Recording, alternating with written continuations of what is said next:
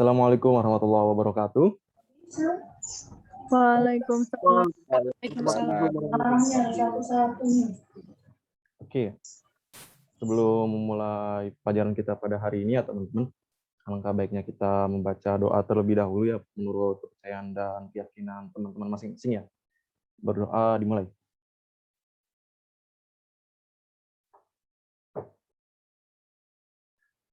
Ya, berdoa selesai. Oke, sebelum itu perkenalkan terlebih dahulu ya teman-teman. Mungkin perkenalkan kembali ya.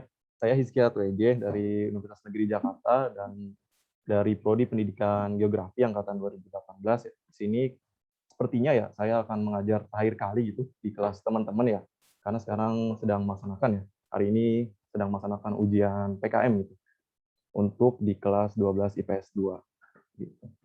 Saya izin share screen terkait materi kita pada pagi hari ini ya.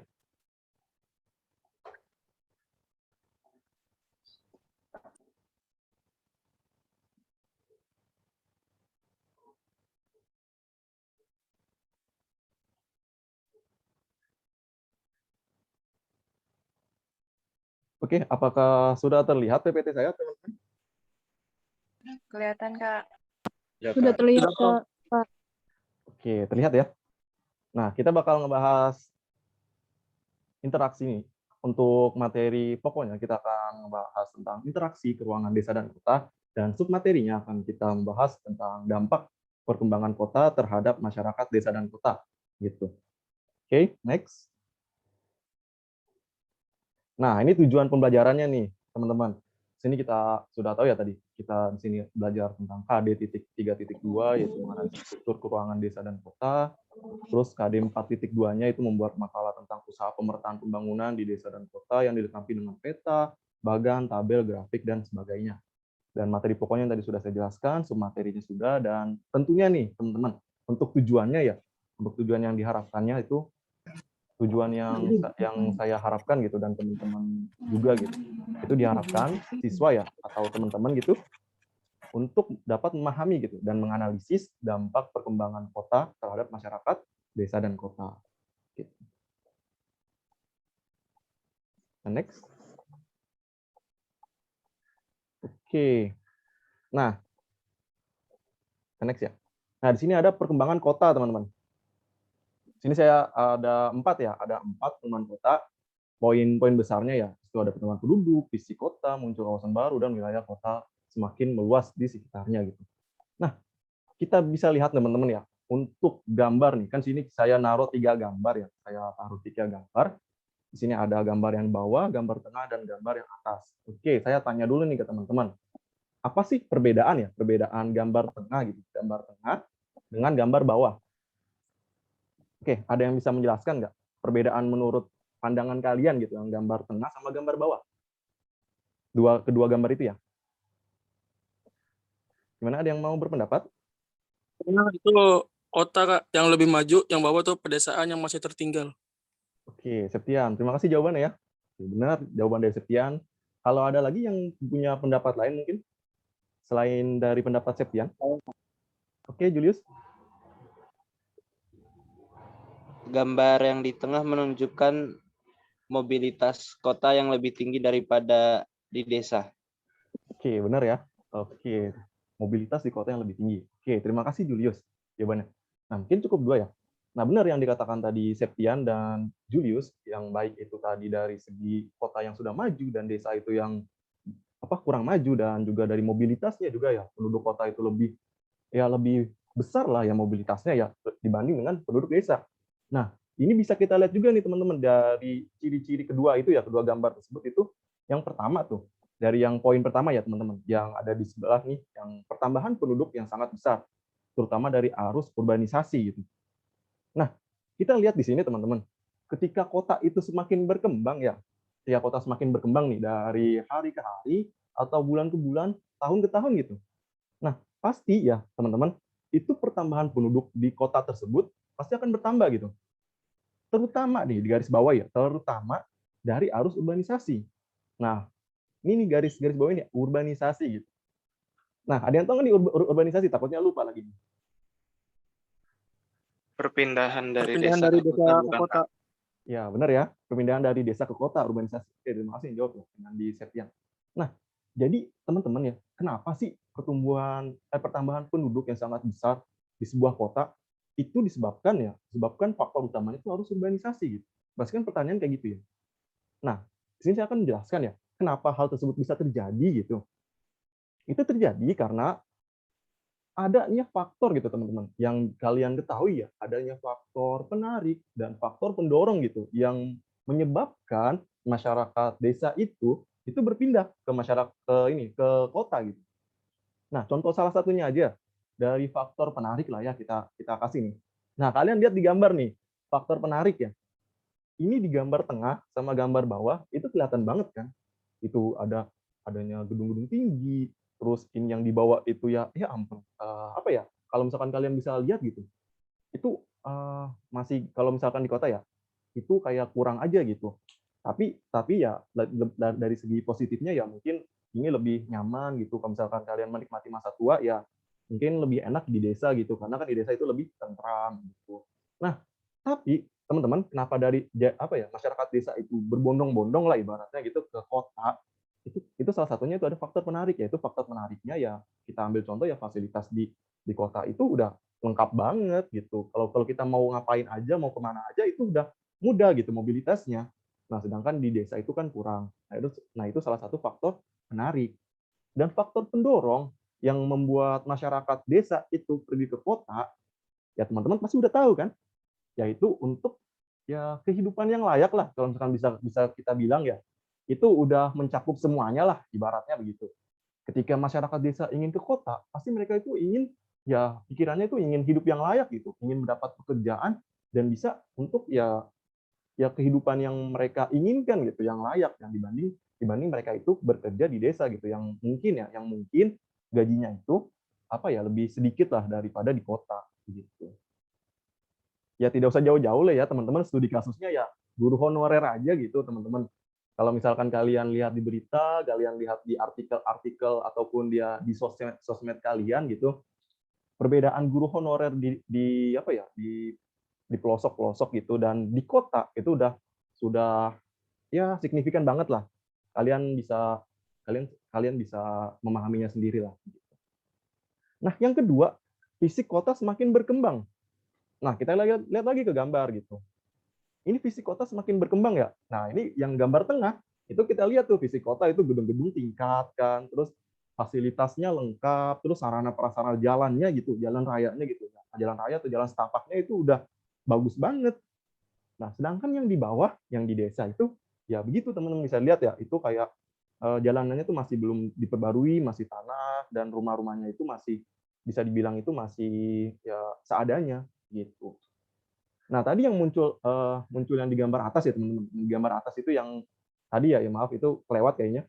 Itu yang gambar atas itu ya tadi urbanisasi gitu. Jadi banyak yang berbondong-bondong pindah ke kota untuk kehidupan yang layak gitu. Yang ketiga, itu munculnya kawasan baru. Kawasan perdagangan, industri, dan kota satelit. Nah, kalau kalian lihat ya maksudnya ya, ini mungkin saya akan bertanya nih. Maksudnya itu adanya muncul kawasan-kawasan baru, contohnya kayak kawasan apa teman-teman? Ada yang tahu nggak? Sebutkan aja gitu. Oke, Kenandi apa? Kawasan industri kayak di Karawang gitu kan. Ya, benar ya, benar. Kawasan industri, nah itu salah satunya. Oke, terima kasih Kenandi. Yang lain, ada lagi? Selain kawasan industri, kawasan apa lagi?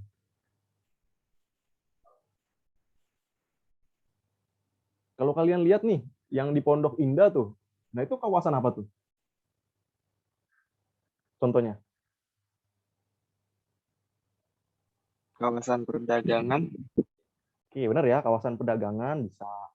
Oke, terima kasih Nandi. Nah, yang mungkin tuh yang kalau kalian lihat ya, kawasan-kawasan itu ya merupakan suatu pengelompokan gitu, teman-teman. Pengelompokan ya, misalkan kalau misalkan di situ suatu tempat itu ya, suatu kota tersebut itu adanya kawasan industri, ya itu kawasan industri semua gitu.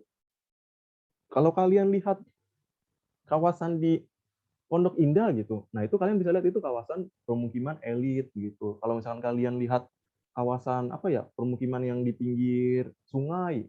Nah, itu maaf ya, maaf. Itu kawasan pemukiman kelas rendah gitu. Nah, seperti itu ya kawasan-kawasan. Terus ada industri, kawasan perdagangan, dan tentunya ada kota satelit. Nah, maksud kota satelit ini apa? Nah, maksudnya kota satelit ini, teman-teman, itu adalah kota yang menjadi pendukung kota utama gitu. Kita ambil contoh, nggak usah jauh-jauh ya. Kita ambil contoh Jakarta gitu. Jakarta itu merupakan suatu kota megapolitan gitu, teman-teman, yang dimana itu terdiri dari berbagai kota-kota yang di sebelahnya gitu ibaratnya. Kalau kalian tahu ya Jabodetabek gitu. Nah, itu Bodetabeknya itu merupakan kota satelit yang mendukung kota utama, yaitu kota Jakarta. Sehingga ya ini kalau misalnya bisa dibilang ya ini nyambung ke yang keempat, poin keempat, itu wilayah Jakarta ya, wilayah pengaruh lah, pengaruh kota Jakarta itu bisa meluas. Nah, baik itu kota Jakarta maupun kota-kota yang tadi yang Bodetabek itu meluas ke daerah sekitarnya gitu, yang membawa dampak lah ibaratnya. Kalau kalian lihat salah satunya aja ya, itu kayak contohnya kalian naik kereta lah, naik kereta ya teman-teman. Itu kan naik kereta itu gampang banget kan, kita udah dari Jakarta gini naik di Manggarai atau naik dari Pasar Senen gitu atau naik dari mana gitu. Itu sudah bisa ke Bogor, sudah bisa ke Tangerang, Nambo, terus dan tempat-tempat lainnya gitu. Nah, itu secara tidak langsung teman-teman yang dimana itu fasilitas umum ya, fasilitas umum dan mungkin jalan raya dan fasilitas-fasilitas lainnya, itu secara tidak langsung itu mempengaruhi gitu. Perkembangan kota Jakarta ini mempengaruhi kota-kota sekitarnya begitu. Oke, dari sini ada yang mau ditanyain dulu teman-teman terkait perkembangan kota ini, ciri-cirinya? Tidak ada, Pak. Tidak, Pak. Oke, tidak ada ya? Oke, kalau tidak ada kita next ya. Nah, ini ada dampak perkembangan kota gitu. Ini dampak tutupannya. Nah, ini ada dampak perumahan kota bagi kota dan dampak perumahan kota bagi desa gitu. Nah, ini kita bagi menjadi dua gitu. Semuanya ini mempunyai dampak positif dan dampak negatif begitu. Kita next langsung. Nah, ini dampak positif perkembangan kota bagi kota. Oke, sebelum itu saya tanya dulu nih ke teman-teman. Menurut kalian dampak positifnya itu apa aja gitu? Sebutkan aja gitu. Oke, dampak positif nih. Perkembangan kota, tapi bagi kota itu sendiri gitu. Oke, ada yang bisa menyebutkan? Satu-satu aja mungkin. Satu orang satu gitu.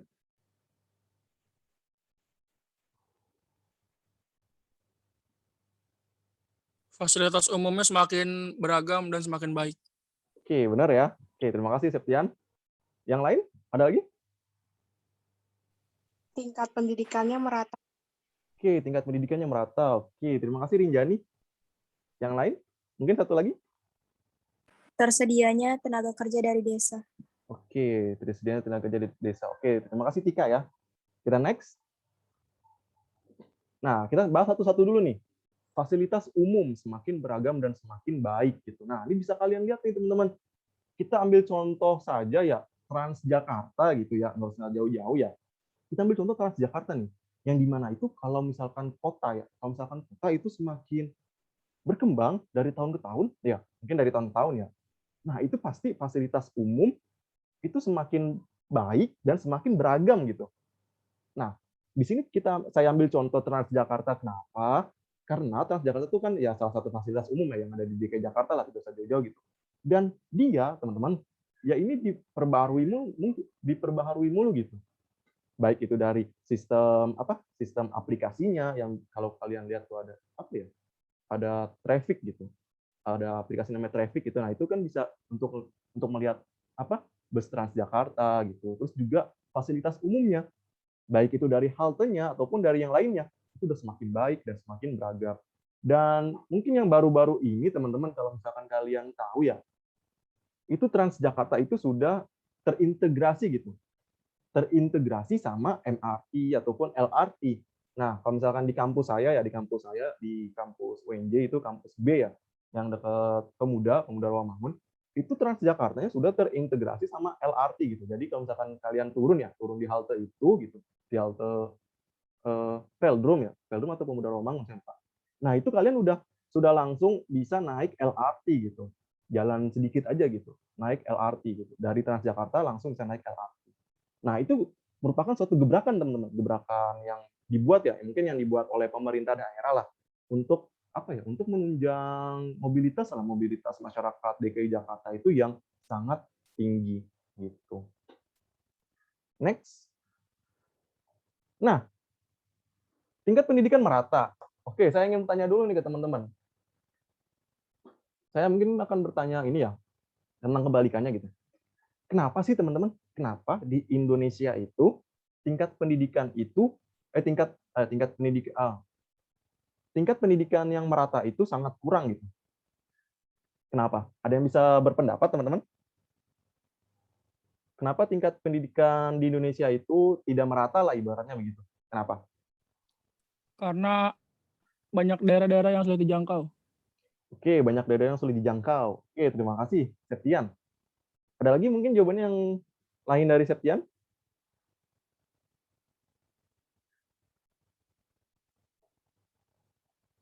Oke, siapa aja nih? Mungkin dari... Rendahnya kualitas guru. Oh, siapa tuh tadi? Oke, Hegi. Rendahnya kualitas guru. Oke, terima kasih. Hegi, ada lagi satu lagi? Kondisi geografis Indonesia yang merupakan negara kepulauan. Oke, terima kasih Julius. Bener ya? Bener nih yang dikatakan dari Septian, terus dari Hegi, dari Julius, yang dimana itu Septian bilang ya, kalau wilayah Indonesia tuh ya sulit dijangkau gitu, wilayah-wilayahnya banyak kan. Nah, ini nyambung ke pertanyaan ke jawabannya si Julius ya. Kenapa itu sulit dijangkau? Nah, itu karena di Indonesia itu topografi atau bisa dibilang tuh geomorfologi di Indonesia itu ya berbeda-beda gitu teman-teman. Kalau kalian lihat di Papua ataupun di daerah timur ya, yang dimana itu ya geomorfologinya itu ya kadang ada yang dataran tinggi, dataran rendah, terus juga apa ya, ada banyak gunung-gunung, bukit-bukit dan sebagainya gitu. Nah, itu merupakan suatu fenomena alam ya, yang bisa menyebabkan tingkat pendidikan di Indonesia itu tidak merata gitu. Ya berbanding terbalik kan dengan di DKI Jakarta, ya di mana itu kita ya di sini ya rata-rata kan bukan rata-rata, memang dataran kita ini rendah gitu, yang di mana itu rata semua gitu, datar. Jadi kalau misalkan mau kemana aja itu gampang. Nah, sedangkan kita ambil contoh di Papua, kalau kalian mau jalan aja itu harus melewati gunung, terus apa ya, menuruni lembah gitu. Itu yang menyebabkan pendidikan di daerah-daerah ya itu sulit dijangkau seperti itu. Dan selain itu juga yang tadi dikatakan Hegi, di mana itu tingkat guru ya, tingkat guru nih, tingkat apa sih bisa dibilang itu tingkat pendidikan guru lah ibaratnya ya, tingkat pendidikan guru lah atau tingkat kualitas guru lah. Kualitas guru itu kurang gitu. Nah, ini mungkin itu ya karena memang terbatasnya pelatihan ataupun sebagainya gitu. Nah, ini kan kalau misalkan di kota kan guru-guru kan sudah pelatihannya ya banyak gitu, banyak diadakan. Nah, sedangkan kan kalau misalkan di luar itu kan kadang sinyalnya susah, terus ikut pelatihan ada pemberitahuannya juga susah dan sebagainya. Begitu. Makanya itu di Indonesia tingkat pendidikan itu ya kurang merata seperti itu penyebabnya. Oke. Kita next. Tapi sebelum next ya, teman-teman harus tahu juga itu tingkat pendidikan, teman-teman. Tingkat pendidikan itu merupakan satu hal ya, salah satu faktor yang paling penting gitu. Atau bisa dibilang itu tingkat pendidikan yang merupakan faktor utama gitu. Faktor utama apa nih yang enak nih? Oke, jadi faktor utama untuk dikatakan suatu negara gitu, suatu negara atau suatu kota lah mungkin, atau suatu ya dalam lingkup kecil ya, mungkin suatu desa atau suatu apa gitu. Itu apa ya? Dapat dikatakan itu ya suatu negara itu maju. Maju itu dilihat yang pertama kali itu dari tingkat pendidikannya, teman-teman. Di mana itu tingkat pendidikan, makanya ini tingkat pendidikan merupakan salah satu faktor yang sangat penting gitu untuk diterima gitu, diterima dan dirasakan oleh seluruh warga negara. Makanya itu di Indonesia itu ada peraturan yang undang-undang yang dimana itu kita itu harus wajib belajar gitu, wajar yang tadinya 9 tahun dinaikkan jadi 12 tahun atau setara dengan SMA gitu. Oke, next. Kalau tidak ada pertanyaan, mungkin kalau ada yang mau tanya langsung aja ya. Nah, ini ada komunikasi dan informasi lebih cepat dan mudah gitu. Kalau kalian lihat ya dari perkembangan kota, teman-teman, perkembangan kota bagi kota ya. Nah, itu kan pasti kita ya informasi, komunikasi itu udah sangat cepat kan, apalagi kalau misalkan kita nih komunikasi gitu dengan dengan satu orang dengan orang lainnya. Yang dimana tuh kita bisa ngirim SMS ataupun ngirim WhatsApp ataupun ngirim ya pesan-pesan instan lainnya gitu. Yang dimana kita udah ngetik hai gitu. Terus kita kirim ke orang yang di Bali gitu. Itu udah 1 detik aja sudah nyampai kan. Itu udah cepet banget, itu komunikasi dan informasi. Maksud informasi di sini apa? Nah, ini kayak seperti kita tuh ya menerima informasi dari luar ataupun dari dalam negeri, itu gampang banget gitu. Ya kita ambil contoh lah ya, karena kita di sini udah zaman modern gitu, zaman modern yang dimana itu ada, kalau teman-teman tahu itu namanya adanya globalisasi. Oke, globalisasi nih. Yang dimana itu globalisasi itu maksudnya itu ya kita ini negara-negara ini ya negara-negara seakan-akan gitu. Seakan-akan negara-negara di dunia itu sudah tidak ada sekatnya gitu. Maksudnya itu sekat tuh kan sekat kayak dinding-dinding pembatas gitu kan. Nah, ini seakan-akan hilang gitu teman-teman dinding-dinding pembatas. Jadi informasi apapun dari negara-negara lain itu kita sudah dapat ya menerimanya gitu. Ya kita searching aja gitu Afghanistan, kondisi Afghanistan sekarang. Nah, itu udah muncul tuh di internet, baik video maupun foto-fotonya. Nah, itu seperti itu contohnya ya. Nah, ini contohnya gitu nih yang digambar teman-teman bisa kalian lihat ya komunikasinya, terus orang main HP dan sebagainya. Begitu. Nah, ini pembagian kerja berdasarkan kemampuan. Oke, ada yang bisa berpendapat tidak nih? Maksudnya itu pembagian kerja berdasarkan kemampuan itu apa? Nah, di sini kita ada dari tengah nih. Itu ya mungkin saya kurang tahu ya, itu mungkin mandor atau apa kuli proyek gitu. Terus sebelah kanan itu mungkin dokter dan sebagainya gitu. Ada yang tahu nggak maksudnya pembagian kerja berdasarkan kemampuan itu apa? Ada yang tahu?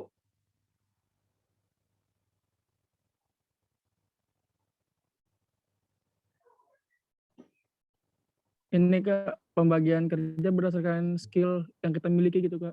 Kayak misalnya kita punya skill buat jadi marketing nih Kak, kita nggak bisa sembarangan jadi manajemen atau jadi sales gitu Kak, nggak bisa sembarangan gitu. Harusnya di bidang marketing aja gitu. Oke. Oke, terima kasih Septian. Ya benar jawabannya, tepat ya. Mungkin udah tepat banget nih. Jadi seperti itu teman-teman. Kalau misalkan kita ya perkembangan kota ini ya, itu apa ya? Kalau kalian lihat ya, baik itu job vacancy itu yang ya open recruitment pekerja ataupun yang lain, itu kan pasti membuka suatu lowongan yang dimana itu lowongannya itu ya sudah apa ya? Sudah ini loh, sudah khusus, sudah terstruktur dan sudah terarah gitu. Misalkan mereka buka job itu buka lowongan itu ya membutuhkan tadi ya yang bisa dibilang sama apa si Septian ya, membuka lowongan sales gitu. Tetapi kalian itu maksudnya kok kalian sih maaf ya. Maksudnya tapi yang daftar itu ya orang-orang yang daftar itu ya ada yang tidak mempunyai kemampuan, maksudnya tidak mempunyai kemampuan sales, tapi daftar di sales gitu. Tapi pertanyaannya itu diterima atau tidak gitu kan? Ya pasti kan sudah tidak diterima kan? Mungkin diterima gitu, cuman ya itu mungkin harus belajar lagi dan kemungkinan tidak diterima itu sangat besar dan ya mungkin pemilik lowongan itu bakal memilih terutama yang sudah berpengalaman di bidang sales tersebut begitu. Makanya itu teman-teman kalau pembagian kerja di kota ya, di kota yang sudah maju gitu, perkembangan kota yang sudah maju itu pasti itu berdasarkan kemampuan teman-teman. Tidak bisa kan kalau misalkan arsitek gitu, arsitek membangun gedung gitu, dia tidak mempunyai skill arsitek gitu, cuman gambar apa? Gambar yang di dinding doang gitu, gambar mural gitu. Kan kagak bisa kan. Nah, seperti itulah contohnya. Gitu. Kalau dokter apa? Tidak mempunyai spesialis dokter gitu. Nah, itu lebih parah lagi. Orang-orang bisa ini kan tidak terselamatkan gitu. Nah, begitu ya. Tadi jawabannya benar Septian. Oke, kita lanjut. Nah, ini dia nih maksudnya lagi nih, ciri-ciri dampak perkembangannya lagi nih dampaknya. Ini kegiatan ekonomi semakin beragam jenisnya. Nah, seperti itu teman-teman ya. Di kota teman-teman, kalau kalian lihat itu mata pencahariannya itu heterogen, ya tidak. Nah, berbanding terbalik dengan yang ada di desa, yang dimana itu desa itu kebanyakan homogen sebagai petani. Nah, Tapi kalau di kota kalian lihat ya, nah ini sini kayak banyak ya sebelah gambar kiri. Sebelah gambar kiri itu apa teman-teman? Ada yang tahu nggak? Yang paling kiri?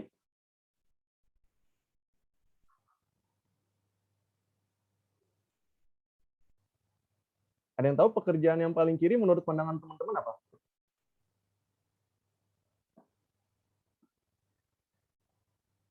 Orang kantoran, Pak. Oke, benar ya, orang kantoran ya.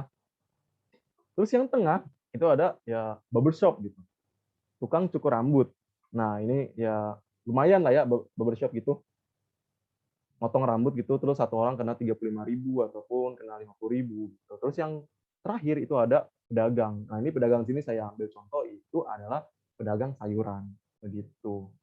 Oke, kita next. Ini kegiatan ekonomi mungkin kalian ya sudah tahu lah ya, karena kan kota ini merupakan ya tempatnya manusia-manusia dari berbagai macam tempat berkumpul kan. Otomatis mereka itu juga mempunyai skill-skill khusus yang mereka punya gitu, dan skill-skill tersebut ya diimplementasikan dalam kehidupan mereka, dan seperti inilah gitu yang mereka rasakan gitu, yang mereka lakukan gitu. Nah, yang tadi nih ya, membantu kota di sekitarnya untuk berkembang. Nah, bisa kalian lihat di gambar nih, teman-teman. Nah, itu kan ada fasilitas jalan ini ya, fasilitas jalan raya lah gitu, terus jalan layang dan sebagainya gitu. Nah, ini contohnya teman-teman.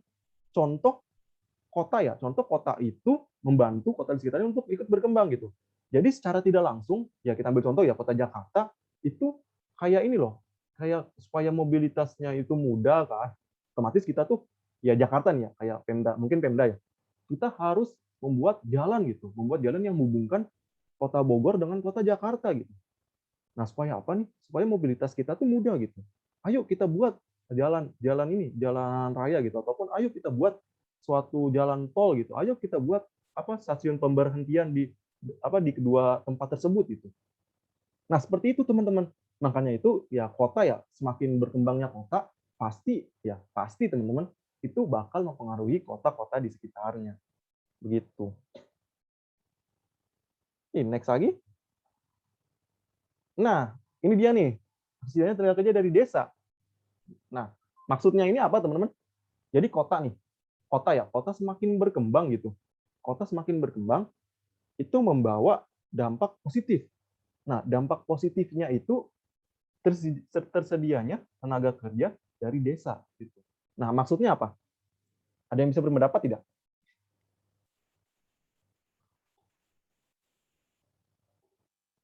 Mungkin tadi saya melihat ini ya, ada gambar.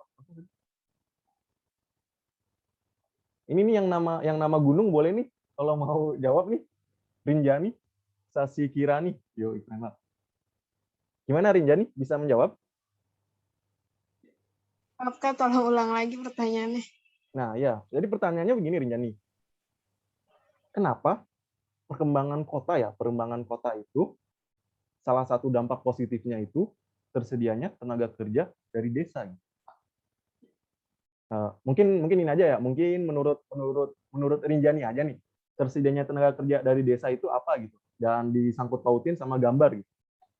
Nah gitu aja nggak apa-apa. Gimana maksudnya Rinjani? Atau saya kasih clue dah gini,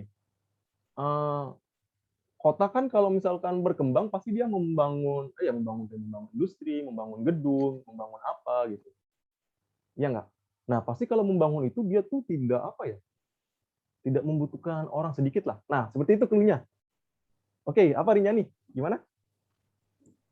Karena membutuhkan orang yang lebih banyak, pegawai dari banyak, jadi kayak ngambil dari desa gitu, banyak desa yang ke kota untuk nyari pekerjaan.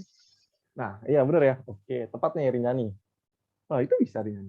Oke, terima kasih Rinjani ya jawabannya. Nah, pertanyaannya satu lagi nih teman-teman.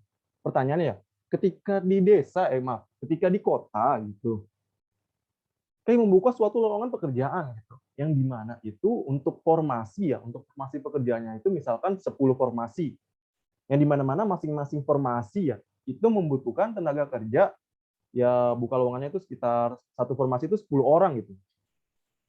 Nah, otomatis 10 formasi itu membutuhkan 100 orang kan. Tetapi teman-teman yang mendaftar itu yang mendaftar nih. Yang mendaftar itu ya mungkin ada 500 orang gitu. Atau mungkin ada 120 orang lah. Nah, pertanyaannya teman-teman, apa yang terjadi dengan 20 orang tersebut? Oke, mungkin saya tanya ke pendapat teman-teman dulu gitu. Oke, ada yang bisa berpendapat?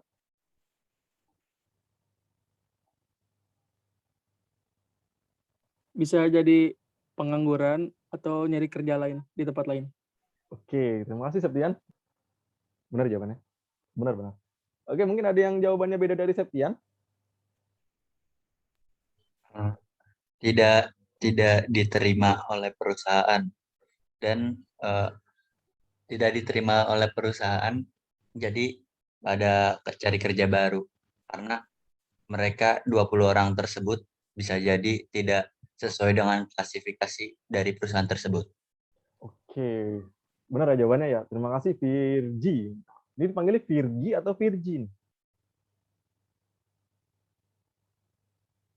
Virgi? Virgi, Kak. Oh, Virgi. Oke, benar ya jawaban dari Septian dan dari Virgi. Mungkin mempunyai kesamaan ya. Nah, seperti itu teman-teman. Ketika itu ada 100 orang yang diterima, kan pertanyaan pasti 20 orang itu kemana kan? Dan ya kemana 20 orang itu gitu? Apa yang mereka lakukan? Nah, kita kan tidak tahu juga. Tapi teman-teman, di sini bisa kita simpulkan gitu, selain mencari pekerjaan yang lain ya, gitu, yang mungkin mereka tuh punya skill yang lain. Nah, tapi ketika mereka itu tidak dapat pekerjaan lagi yang sesuai dengan kemampuannya gitu, disinilah bakal terjadi namanya suatu pengangguran gitu. Makanya itu pengangguran itu banyak ya. Kalian ini aja, pasti bisa berpendapat gitu. Pengangguran itu terjadi ketika orang, salah satunya ya, ketika orang itu tidak mempunyai skill khusus, dan yang kedua, ketika ketika lowongan pekerjaan itu tidak seimbang dengan pendaftar pekerjaan gitu. Nah, seperti itu teman-teman ya. Makanya teman-teman kalau misalkan udah lulus nih teman-teman, ya jangan meremehkan suatu profesi wirausaha lah gitu. Karena kalau kalian wirausaha teman-teman, itu kalian tidak hanya sekedar mendapat pekerjaan gitu. Maksudnya di sini kalian itu tidak sekedar mendapat pekerjaan, tetapi kalian juga bisa membuka lowongan pekerjaan gitu. Nah, seperti itu teman-teman ya. Oke, next. Nah, ini terpenuhnya kebutuhan pangan dari desa.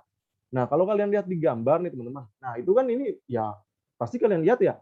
Karena kota itu kan, kita ini ya di kota ya tidak mempunyai lahan yang produktif lah, maksudnya lahan produktif untuk ditanami kayak sawah ya, ataupun kayak padi gitu, tanami padi itu tidak ada gitu, maksudnya ya sangat sedikit, sangat minimalis gitu. Nah, makanya itu kita membutuhkan ya pangan lah gitu, membutuhkan padi gitu, membutuhkan beras gitu. Nah, salah satu solusinya dari mana? Sudah pasti dari desa, ya nggak? Nah, ini makanya ini di gambar ini bisa kalian lihat ya, itu di desa ini kayak mengirimkan bahan pangannya ke kota gitu. Baik itu dari sayuran, dari buah-buahan, maupun dari padi itu sendiri begitu. Next. Nah, sekarang kita tadi kan dampak positif, teman-teman. Sekarang kita ke dampak negatif. Oke, pengembangan kota bagi kota. Oke, sebelum itu, dampak negatifnya apa aja sih, teman-teman? Mungkin saya butuh 3 orang ya untuk menjawab satu pertanyaan satu. Dampak negatif pengembangan kota bagi kota, satu apa? Oke, Rinjani. Rinjani silakan. Tadi udah unmute nih. Kok di-mute lagi? Oh, sepertinya tadi keluar atau apa? Pengangguran meningkat. Oke, pengangguran meningkat. Oke, terima kasih Rinjani. Oke, Alfareza. Padat penduduk, Mas. Oke, padat penduduk. Wah, ini kayaknya Alfareza nih orang dari itu ya, luar DKI ya. Jawa ya, orang Jawa ya, Alfareza. Ya, Jogja. Oh, Jogja. Pantas banget ini. Suaranya itu khas banget gitu, kayak teman saya, orang Solo gitu. Oke, terima kasih Alfareza. Padat penduduk, terus pengangguran meningkat. Satu lagi? Apa? Kriminalitas Terjadinya- meningkat. Oke, tadi siapa tuh? Septian sama siapa tadi? Apa tadi? Satu lagi, maaf. Tadi Terjadinya alih fungsi. oke, terjadinya apa? Alih fungsi lahan ya, gitulah ya, Peggy ya. Iya, alih fungsi lahan. Oke, terima kasih ya, Egy. Nah, seperti itu ya. Jadi dampak negatif yang teman-teman sudah sebutkan itu benar ya. Baik itu alih fungsi lahan, terus tadi apa pengangguran meningkat, dan juga tadi dari ini padatnya penduduk. Gitu. Oke, tapi lebih jelasnya ya kita lihat. Nah, ini dia nih jumlah penduduk meningkat gitu. Nah, kalau kalian lihat ya, setiap apa ya, ya kalau kalian lihat ya, ketika terjadinya fenomena Lebaran gitu teman-teman ya, Lebaran gitu. Kita ambil contoh Lebaran aja lah ya. Pasti ya dari kota itu kan pada pulang ke desa gitu, ke kampung halamannya gitu. Dan ketika ingin balik gitu teman-teman, ya ada mungkin ya sebagian besar dari warga-warga masyarakat kota itu mengajak teman-temannya gitu, atau mengajak sanak saudaranya, atau mengajak ya tetangga ataupun sebagainya gitu untuk tinggal di kota gitu, ataupun untuk ke kota lah ibaratnya begitu, untuk mencari pekerjaan ataupun sebagainya gitu. Nah, ini yang menyebabkan teman-teman jumlah penduduk di kota itu meningkat seperti itu, begitu. Makanya teman-teman kalau misalkan kalian ya, saya mungkin ingatkan di awal nih, ingatkan sekarang nih, kalau kalian pulang kampung gitu dan mungkin ada sanak saudara ya ataupun teman-teman kalian yang ingin ikut kalian gitu ke kota gitu, ke Jakarta gitu. Nah, kalian harus bilang dulu satu gitu, apa ya? Ya mungkin kan kalian sudah tahu ya mau ngapain sih gitu. Terus yang kedua, kalau misalnya udah sudah jelasin mau ngapain, misalkan dia menjawab gitu, mau mencari pekerjaan gitu. Terus tanya pertanyaan selanjutnya, punya skill khusus tidak sih kamu gitu untuk bertahan hidup gitu ataupun untuk bersaing mencari pekerjaan di desa gitu. Nah, kalau misalkan dia bilang itu mempunyai ya atau dia mempunyai gitu, misalkan dia bilang mempunyai ya udah angkut aja gitu. Nah, itu menjadi bekal lah gitu. Tapi kalau misalkan dia menjawab tidak mempunyai skill khusus gitu, ya tidak mempunyai skill khusus yang bisa untuk bersaing gitu. Maksudnya itu cuman ya kayak yang secara ini aja lah, ibaratnya kayak secara umum aja gitu.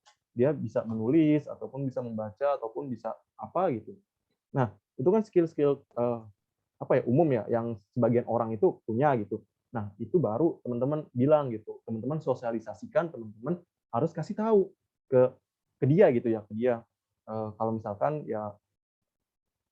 tidak punya skill khusus gitu, nanti akan terjadi gini, nanti kamu bakal kayak gini gitu. Nah, itu diantisipasi dari kalian terlebih dahulu gitu. Dan ini juga berlaku ketika mungkin tidak sepantaran gitu dalam artian ya berbeda jauh umurnya gitu. Kalian juga harus sosialisasi hal-hal tersebut. Nah, ini makanya ini gunanya kalian itu menjadi siswa lah, ataupun menjadi murid terpelajar. Nah, itu salah satunya kayak begitu teman-teman, untuk mencegah terjadinya hal-hal seperti ini begitu.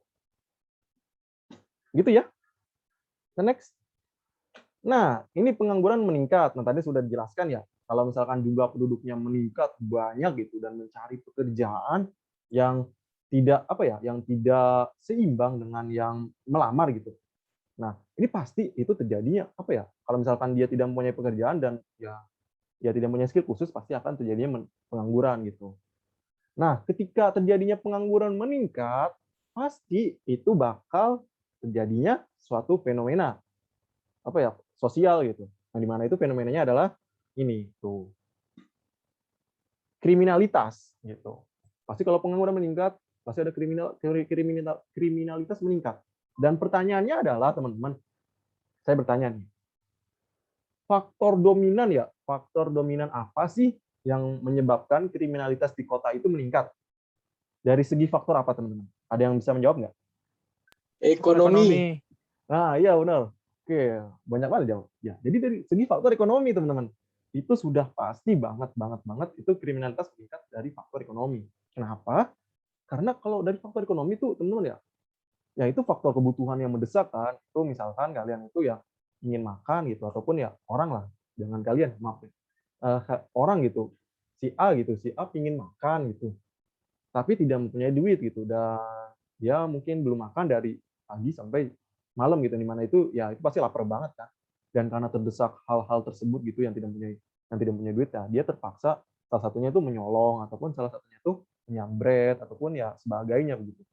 Makanya faktor ekonomi itu menjadi faktor utama terjadinya kriminalitas di suatu wilayah gitu. Gitu ya teman-teman. Ini ada yang tahu nggak nih gambarnya apa nih? Dia ini begal atau pencuri atau apa nih? Jambret. Oh iya jambret. Iya jambret ya. Nah jadi ini ya itu baju coklat kan kalian tahu. Nah, itu apa? Terus ini dicuri gitu. Nah itu merupakan salah satu fenomena kriminalitas yang sering terjadi gitu. Nah ini alih fungsi lahan nih teman-teman. Nah oke saya bertanya dulu nih. Oke ada yang bisa menjelaskan nggak alih fungsi lahan maksudnya apa? Di sini. Nih apa? Mungkin dari gambar juga kalian bisa lihat. Oke, Dari apa ya? Oke, apa Reza? Dari kayak lapangan atau sawah gitu dijadiin perumahan atau gedung. Oke, terima kasih Alfareza. Oke, benar ya jawabannya ya dari Alfareza. Jadi bikin perumahan atau gedung gitu ya. Mungkin ada lagi pendapat lain selain dari Alfareza tadi udah benar sih benar. Mungkin ada yang mempunyai pandangan lain gitu. Kalau kalian lihat di gambar ataupun kalian punya pandangan lain gitu selain dari pandangan Alfareza, boleh banget.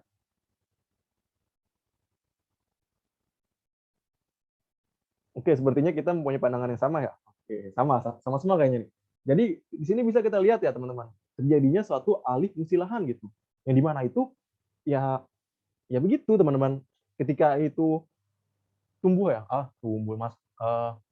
penduduk gitu. Penduduk itu masuk ke kota, teman-teman, masuk ke kota dari desa ataupun dari wilayah-wilayah lainnya, itu pasti itu akan menyebabkan suatu pertambahan penduduk di kota tersebut gitu. Yang di mana itu tidak diimbangi dengan luas lahan yang terjadi, dengan luas lahan yang ada gitu. Nah, otomatis ketika itu penduduk ingin mempunyai rumah lah ibaratnya gitu, dan mereka tuh ya mungkin lihat gitu, mereka lihat gitu, dan mereka ceritanya orang-orang yang punya ya gitu, orang-orang yang mempunyai duit lah gitu. Mereka lihat lahan kosong gitu, wah ini bagus nih buat dibangun pemukiman gitu. Oke kita beli yuk. Nah akhirnya dibeli dah itu lahan, dan akhirnya deal ya pemilik lahan dan pembeli itu deal gitu, ibaratnya setuju lah. Akhirnya terjadi alih fungsi lahan untuk didirikan pemukiman ataupun didirikan ya bangunan-bangunan tinggi ataupun ya bangunan-bangunan industri. Nah itu kalau kalian lihat di kota-kota ya itu banyak banget teman-teman, banyak banget yang mendirikan gedung-gedung pencakar langit, masih banyak gitu. Tidak berhenti gitu. Ya setiap hari gitu ataupun setiap tahun gitu, setiap bulan itu pasti ada aja yang mendirikan itu. Nah, ini padahal menyebabkan teman-teman kalau alih fungsi lahan ini ya di daerah perkotaan itu pasti memberikan dampak-dampak yang sangat buruk gitu. Ya terlebih lagi kalau tidak ada ruang terbuka hijau ya ataupun sumur resapan. Nah, ketika pohon-pohon ditebang gitu di daerah perkotaan ya pohon-pohon ditebang, terus ketika hujan turun, nah itu bakal terjadi apa teman-teman? Kalian tahu bencana apa? Banjir dan longsor. Oke, banjir dan longsor. Kalau misalkan, makasih Septian ya. Kalau misalkan di Jakarta, itu fenomenanya yang terjadi itu fenomena banjir gitu. Nah, kalian kan pasti bertanya nih, kenapa sih Jakarta itu banjir mulu gitu? Kenapa sih kalau misalnya kita ini udah udah pemerintah udah gini-gini lah, gitu-gitulah, terus masyarakat kadang ada yang ngeyel, kadang ada yang enggak gitu. Nah, pasti pertanyaan kalian ini kan bertanya, ini Jakarta setiap tahun menjadi langganan banjir mulu gitu. Padahal kita sudah sudah melakukan yang terbaik lah ibaratnya begitu ya. Nah, ini terjadi karena beberapa faktor, teman-teman. Yang dimana itu pertama ya karena wilayah dataran Jakarta gitu. Topografi Jakarta itu emang yang rendah gitu. Rendah tuh dalam artian ya ini dekat laut lah gitu ibaratnya. Kalian kalau mau tahu hukum air gitu ya, hukum air kan tuh bergerak dari yang tinggi ke yang rendah kan. Nah, itu kita Jakarta rendah kan, pasti air itu bergerak dari tinggi ke rendah. Nah, itu satu. Terus yang kedua, itu Jakarta dilalui oleh 13 sungai gitu. Yang di mana-mana itu yang di mana tuh ya 13 sungai besar ya. Itu belum yang sungai-sungai kecilnya gitu. 13 sungai besar gitu. Nah, itu sungai besarnya teman-teman ya, yang di mana tuh ya daerah-daerah pinggiran sungainya kan pasti seharusnya gitu teman-teman. Seharusnya itu tidak boleh didirikan bangunan ataupun ya yang lain-lainnya gitu. Tapi gitu, kalau kalian lihat lah, mungkin saya tidak harus menjelaskan kembali lah. Kalau kalian lihat di daerah-daerah pinggiran sungai, gitu, pasti kalian itu melihat ya pemukiman-pemukiman yang dibangun di atas yang di pinggiran sungai tersebut, gitu. Nah, makanya teman-teman, ketika hujan turun, ya kalau kalian ya tahu ya siklus hujan ya, dari evaporasi naik, terus presipitasi, turun jadi infiltrasi kan, masuk gitu ke dalam tanah. Nah, seharusnya itu terjadi fenomena infiltrasi gitu teman. Terjadi proses infiltrasi seharusnya ya. Ketika presipitasi ataupun ketika hujan turun ya, ataupun kata lainnya itu hujan turun gitu dari langit, dari awan gitu.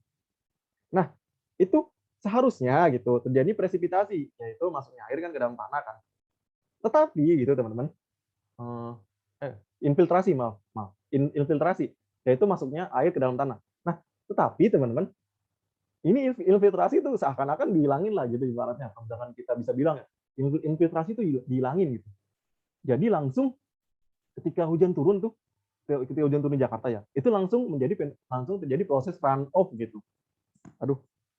Nah, run off itu ya dalam artian tuh ya langsung gitu. Airnya itu mengalir ke permukaan tanah gitu. Di permukaan ya tidak ngalir gitu. Nah, ini terjadi karena tidak adanya ya resapan air, itu baik dari tumbuhan ataupun dari ya pembuatan sumur-sumur resapan air lah gitu. Jadi air itu tidak masuk ke dalam tanah, air itu ngalir di permukaan gitu. Ya mungkin karena permukaannya itu di beton ataupun di aspal ataupun yang lainnya gitu. Jadi air itu seakan-akan yang ngalir di permukaan. Nah, ini menyebabkan terjadinya ya genangan ataupun terjadinya banjir begitu. Mungkin ya gitu teman-teman ya, kalau misalkan kalian lihat lagi di jalan raya gitu, kalau kalian lagi hujan deras, terus kalian di tengah-tengah jalan ngelihat ada genangan air gitu, genangan air tinggi gitu. Nah, itu namanya bukan banjir ya, itu namanya genangan air tinggi gitu. Nah, itu terjadi karena tidak adanya ya resapan air di daerah situ gitu. Begitu ya teman-teman, alih fungsi lahan. Makanya itu alih fungsi lahan itu ya sangat tidak bagus.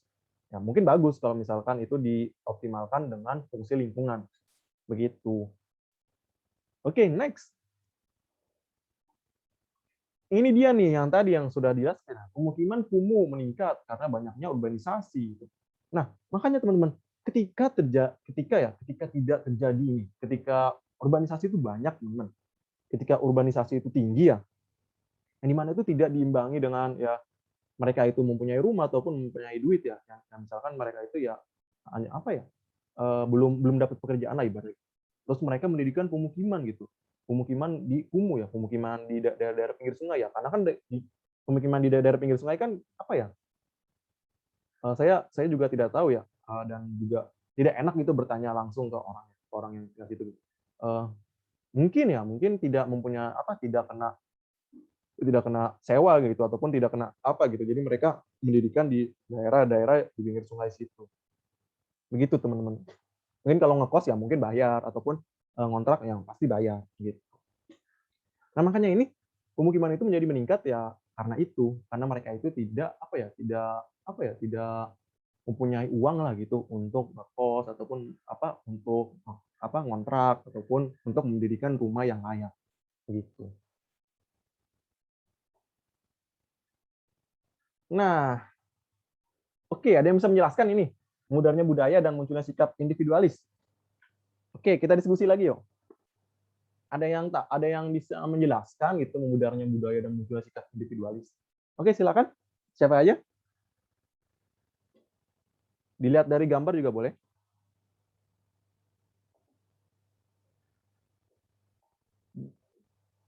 Saya sih biasanya ini ya.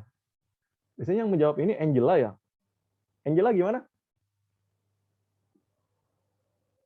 Angela Francisca Pangabean ya? Iya. Iya, Kak. Oke, silakan. Menurut saya memudarnya budaya dan munculnya sikap individualis ini karena adanya teknologi yang berkembang. Jadi karena kita lebih seringnya di komunikasi jarak jauh dengan teknologi yang sudah ada, jadi kita merasa kita ini sudah hidup di individualisme gitu, Kak. Karena kita nggak memikirkan kanan kiri kita yang ada di sekitar kita. Oke, terima kasih Angela. Oke, benar ya jawabannya ya. Seperti itu ya karena banyaknya apa? Karena sudah maju teknologi ya seperti ini gitu. Kalau kalian lihat slogannya ya yang jauh itu mendekat dan yang mendekat itu semakin jauh. Nah, itu seperti ini contohnya yang ada di gambar gitu. Oke, ada lagi ya mungkin yang berpendapat beda sama yang jelas?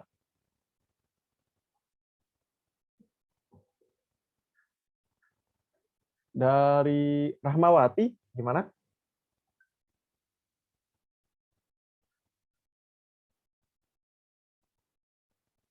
Rahmawati? Oke, sepertinya tidak bisa ini ya.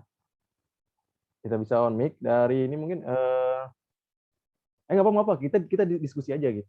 Diskusi kecil-kecilan gitu. Dari Dimas 12 IPS 2. Bagaimana?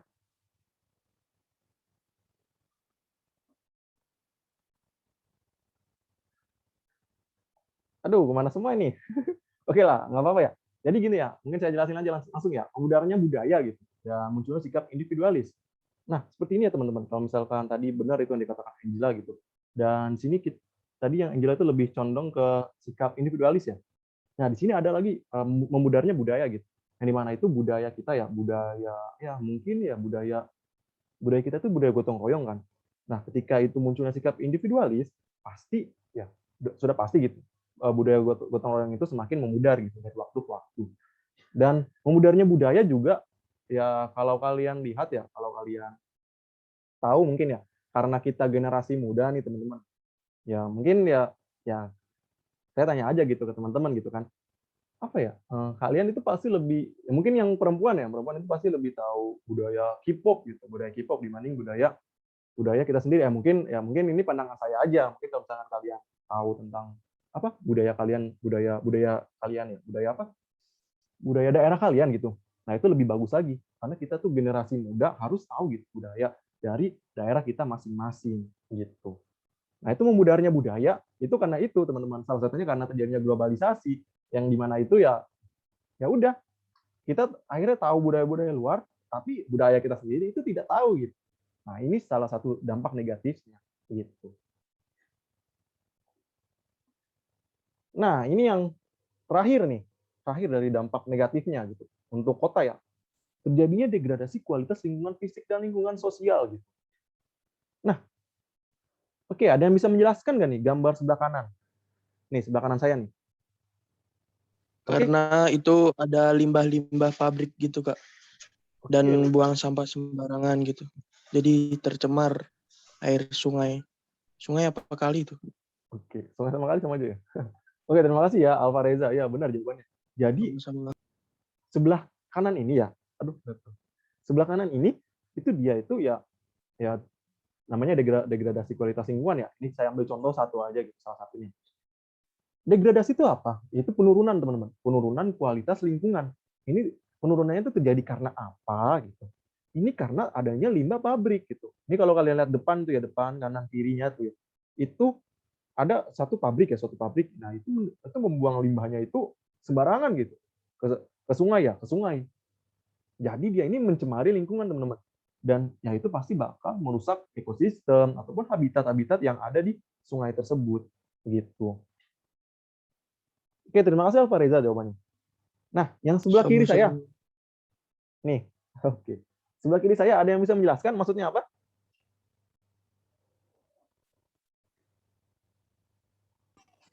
Polusi udara. Oke, polusi udara. Oke, terima kasih Dimas. Oke, mungkin ada lagi pandangan yang berbeda dari Dimas. Kemacetan. Oke, benar ya, kemacetan, polusi udara. Oke, ada. Ada lagi? Kemacetan, polusi udara. Satu lagi gitu. Pandangannya gitu. Oke, terima kasih Ken Andi ya tadi. Oke, yang jelas. Apa? Maaf. Kepadatan penduduk. Oke, kepadatan penduduk. Oke, benar ya. Terima kasih Angela. Nah, ini dari 3 ini kita dapat simpulkan nih, baik itu dari Dimas, Kenandi, dan Angela ya. Nah, pertama yang sebelah kiri. Itu degradasi lingkungan sosial itu kita apa ya? Pertama itu pasti faktor penyebabnya itu pertumbuhan penduduk, tambahan penduduk ya, atau penduduk yang banyak di suatu kota. Nah, ketika penduduk yang banyak nih teman-teman, yang banyak banget dan mereka itu yang mungkin ya emang bukan mungkin lagi, dan mereka itu mempunyai duit gitu, mempunyai uang untuk membeli kendaraan pribadi, makanya mereka beli nih gitu. Dan ketika mereka membeli kendaraan pribadi, teman-teman, nah mungkin satu rumah itu kan isinya misalkan 4 orang ya, dan karena mereka mungkin mempunyai uang yang lebih gitu, mereka tuh membeli satu orang satu mobil gitu. Otomatis kan satu rumah itu 4 mobil kan, itu banyak banget. Dan kalau kalian bayangkan gitu, bayangkan nih di dalam satu bus Transjakarta itu yang warna biru ya, yang warna biru nih. Itu ketika di dalamnya itu ada 50 orang gitu, 50 orang ya, kita ambil contoh 50 orang. Nah, kalian bayangin gitu, itu di setiap mobil nih, di setiap mobil yang ada tuh ya, setiap mobil yang ada di macet, itu isinya cuma satu orang doang gitu. Kalau kalian lihat, kalau misalkan kalian ini ya, kita bayangin aja lah gitu. Kita kira-kira gitu, kita bayangin kira-kira. Itu di mobil pribadi itu cuma ada satu orang doang gitu. Dan di kendaraan umum ya, di bus itu ada sekitar 50 orang. Nah, ketika kita jabarin teman-teman. Nah, misalkan kita ambil contoh lah gitu, kita imajinasikan gitu. Itu kalau misalkan kita kurangin 50 mobil gitu, 50 mobil, terus 50 orangnya itu masuk ke kendaraan pribadi ke kendaraan bus gitu, kendaraan bus Transjakarta gitu. Nah, itu sudah pasti kemacetan itu bakal berkurang, teman-teman. Ya tidak? Ya nggak, teman-teman? Ngerti nggak nih sampai sini yang saya ucapkan nih? Ngerti. Oke, ngerti. Satu orang doang Ngerti, ngerti. Oke, ngerti. Mengerti. Oke, terima kasih yang jawab. Oke, Nadia yang jelas dan sebagainya. Nah, seperti itu ya. Jadi makanya itu teman-teman, itu kemacetan itu karena ada pertumbuhan penduduk dan itu menyebabkan ya teman-teman. Ini kemacetan itu pasti menyebabkan polusi udara.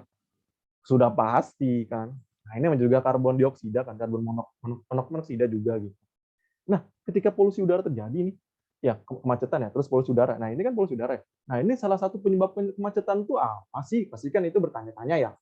Nah, salah satunya gitu, itu tidak seimbangnya ruas jalan nih, luas jalan lah dengan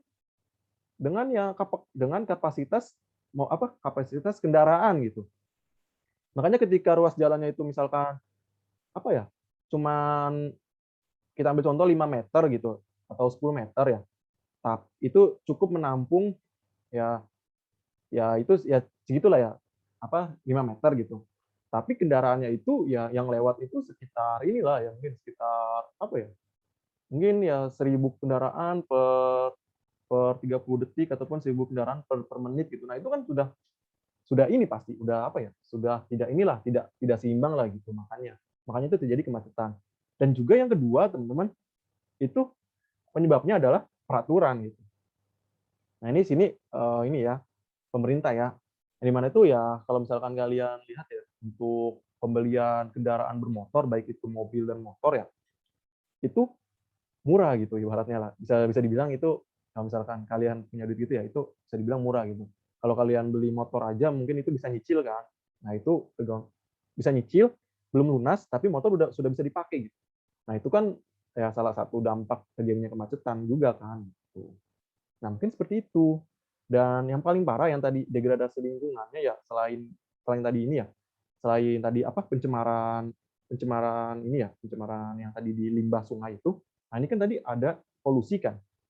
Nah, kalau kalian teman-teman ya, kalau kalian tahu gitu, polusi udara gitu, polusi udara yang dihasilkan dari kendaraan bermotor itu pasti bakal menempel gitu. Menempel di mana? Itu menempel di atmosfer, di lapisan ozon gitu.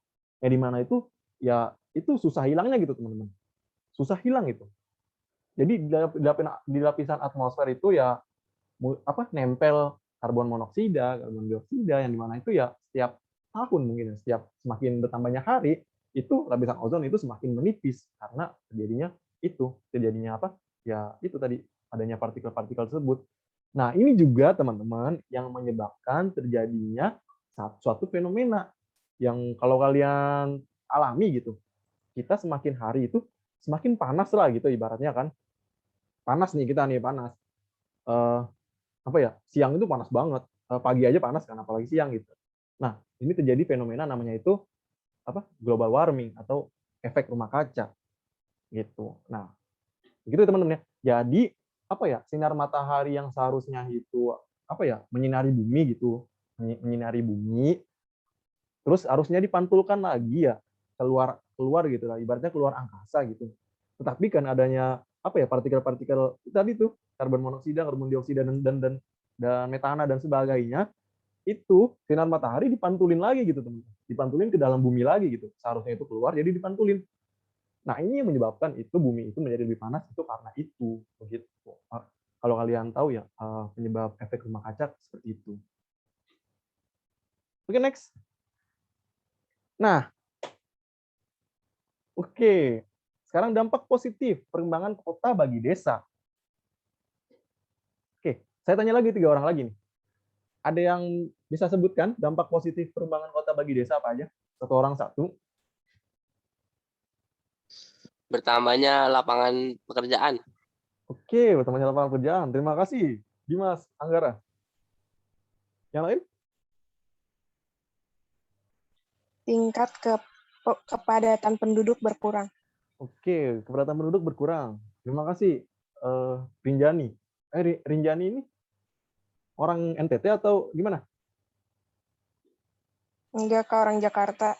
Oh, Jakarta. Namanya ini ya, Rinjani ya. Nama gunung ya, nama gunung. Oke, satu lagi. Terima kasih Rinjani ya. Tingkat pengangguran di desa berkurang. Oke, pengangguran di desa berkurang. Tadi siapa yang jawab ya? Septian ya? Oke. Angela, oke, terima kasih Septian ya. Masuknya alat-alat modern untuk menunjang pekerjaan masyarakat desa. Oke, masuknya alat-alat modern untuk menunjang masyarakat desa. Oke, benar. Terima kasih Angela. Nah, itu contohnya kayak traktor ya. Seperti itu ya. Oke, next. Nah, seperti ini teman-teman. Jadi salah satu ya dampak baiknya itu perkembangan kota bagi desa ya. Positifnya ya. Itu komunikasi dan informasi itu semakin baik lah gitu ibaratnya. Nah, kalau kalian lihat contohnya ya seperti di gambar ini teman-teman.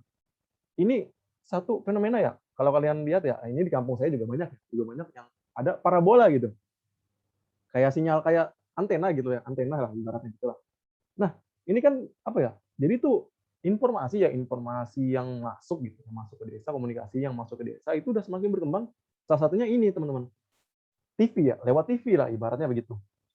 Jadi kalau di TV kan dikasih informasi gitu. Kalau masyarakat desa kan ini parabola kan TV kan, buat TV. Nah itu informasi masuknya itu lewat TV. Nah seperti itu teman-teman. Dan komunikasi juga ya kalau kalian lihat di desa-desa ya, kalau kalian pernah pulang kampung lah gitu ibaratnya. Kalau misalkan ada kampung ya. Nah itu ada bangunan ya kayak sutet begitu. Nah itu kan untuk menunjang apa ya? Menunjang sinyal untuk komunikasi gitu. Seperti itu ya teman-teman untuk ininya. Nah, kita next. Oke. Ada yang bisa menjelaskan nggak? Ini gambar. Siapa aja? Bangun jalan. Bangun jalan. Oke. Maksudnya bangun jalan. Oke. Terima kasih Alfa Reza. Benar ya, bangun jalan. Oke, ada lagi yang punya pendapat lain?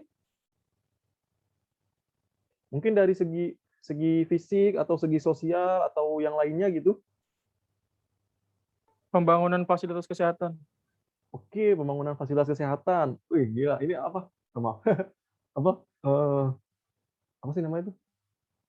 Imajinasi Septian tinggi banget gitu. Oke, ini sedang membangun fasilitas kesehatan. Oke, boleh juga. Terima kasih Septian. Oke, yang ada lagi selain tadi Septian dan Alfa Reza tadi ya? Satu lagi? Memperbaiki jalanan yang rusak. Oke, memperbaiki jalan yang rusak. Oke, terima kasih Rinjani. Oke, tadi Alfa Reza bangun jalan. Tadi kan Nandi pengen jawab. Apa? Enggak, Pak. Oh, enggak. Oke. Tiba-tiba muncul gitu, namanya gitu di ini saya. Oke, jadi gitu ya. Bangun jalan, terus memperbaiki jalan yang rusak, terus yang satu membangun rumah sakit. Oke, itu benar semua gitu. Kalau menurut itu menurut pandangan kita nih di gambar gitu. Saya juga bisa berpandangan gitu. Ini ya masyarakat desa itu gotong royong dan dia itu saling bantu-bantu, itu bisa juga lah. Nah, ini kan pandangan ya. Pandangan dari segi sosial, fisik ataupun yang lainnya begitu. Oke, benar ya. Terima kasih yang tadi jawabannya. Septian, Angela, Rinjani Alfareza. Dan juga peningkatan jumlah kendaraan bermotor. Nah, kalau kalian lihat tadi di gambar sebelumnya tadi itu yang apa ya? Yang mengangkut barang gitu, mengangkut barang kayak beras ataupun kayak sayur-sayuran. Nah, itu di desa itu terjadinya peningkatan jumlah kendaraan bermotor tuh ya karena itu teman-teman. Karena untuk mobilitas atau karena untuk ini mengirimkan bahan baku lah, bahan-bahan kayak pangan tadi gitu ke kota. Nah, makanya itu masyarakat desa itu membeli kendaraan bermotor untuk tujuan seperti itu gitu, untuk mengirimkan bahan-bahan pokoknya ke kota. Nah, seperti itu ya. Terima kasih yang sudah menjawab tadi. Next. Nah, tingkat upah di pedesaan meningkat. Nah, ini maksudnya apa? Mungkin saya jelasin ya. Itu maksudnya adalah ketika ketika di desa itu terjadi panen lah, ibaratnya terjadi panen. Mungkin panennya melimpah ya. Melimpah nih ceritanya, melimpah. Panen padi ya, melimpah ataupun panen sayur-sayuran lainnya gitu. Dan di kota itu dia ini teman-teman di kota itu ya sedang membutuhkan pangan tersebut lah, ibaratnya begitu. Nah itu makanya tuh ini di desa itu ibaratnya itu mengirimkan lah gitu, atau menyediakan lah ke kota untuk pangan-pangan tersebut. Nah, sehingga di kota itu menerima dan membayar lah, kan pasti kan istilahnya membayar untuk membeli bahan-bahan pangan tersebut. Nah, itu menyebabkan itu dampak positif, yaitu tingkat upah gitu. Nah, ini kita dalam garis bawahi ya, itu buruh tani itu meningkat karena hal tersebut gitu. Oke, next. Seret soal saya. Nah, oke, mungkin saya akan berdiskusi lagi nih. Maksudnya tingkat pengangguran di daerah pedesaan berkurang itu apa? Gitu. Kenapa nih? Kenapa kok bisa dampak positifnya itu pengangguran di desa berkurang itu kenapa, teman-teman? Karena apa? Karena orang-orang yang berpendidikan di pedesaan pada pindah ke perkotaan. Oke, terima kasih. Septian jawabannya. Benar. Oke, ada lagi selain jawaban dari Septian?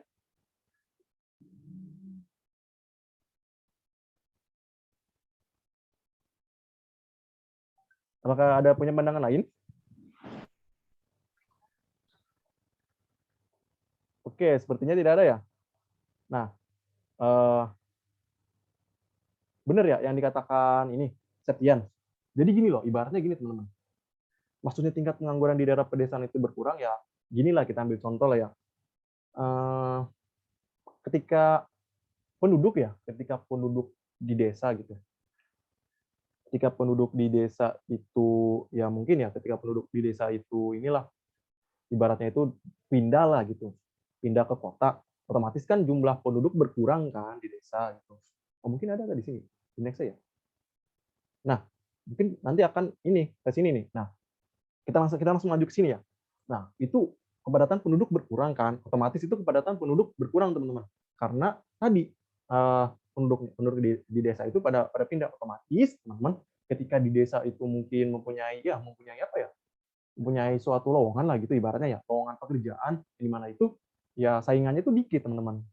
Selain pertumbuhan penduduknya itu sedikit karena berkurang ya, karena pindah gitu ke kota, juga tidak ada gitu. Maksudnya itu ya saingan untuk untuk bersaing dengan tenaga kerja produktif gitu ibaratnya. Tenaga kerja yang punya keterampilan yang lebih tinggi lah, itu juga semakin berkurang gitu.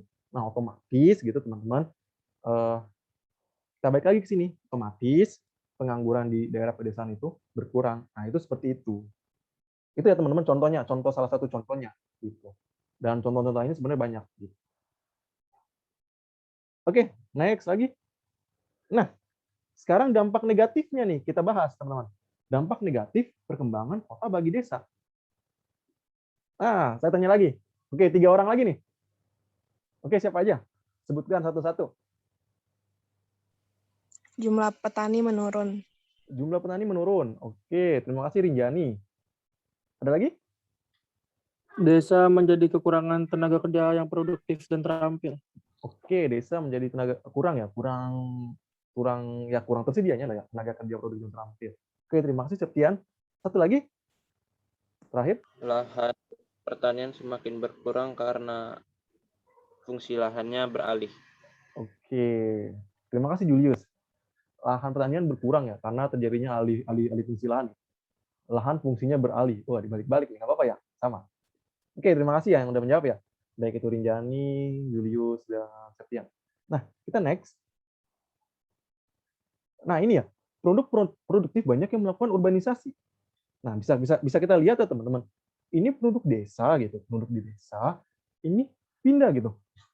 Apalagi ini penduduk-penduduk yang produktif ya, yang bisa diibaratkan itu ya yang mempunyai keterampilan yang terampil gitu. Ini pada pindah ke kota gitu. Nah, ini kan ya membawa dampak positif ya, itu salah satunya itu membawa dampak positif bagi kota kan. Karena kota itu ya apa ya mendapatkan tenaga kerja yang terampil. Tetapi Ingat waktu Kak, ya, karena kan jam istirahat dipakai. ya Bu, siap. Dikit lagi. Nah, tapi teman-teman bisa apa ya? Tapi kita harus lihat dari sisi desanya nih. Ketika jumlah produk itu berkurang, maka otomatis SDM terampil berkurang, maka otomatis di desa itu bakal terjadi suatu kemunduran gitu. Atau bisa dibilang itu ya tenaga kerjanya itu ya yang produktif tuh hilang. Begitu. Next, jumlah petani menurun. Nah, ini maksudnya apa ya? Ada yang bisa menjelaskan nggak? Ini mungkin penjelasan terakhir ya. Oke, ada yang bisa menjelaskan? Maksudnya jumlah petani menurun, kenapa?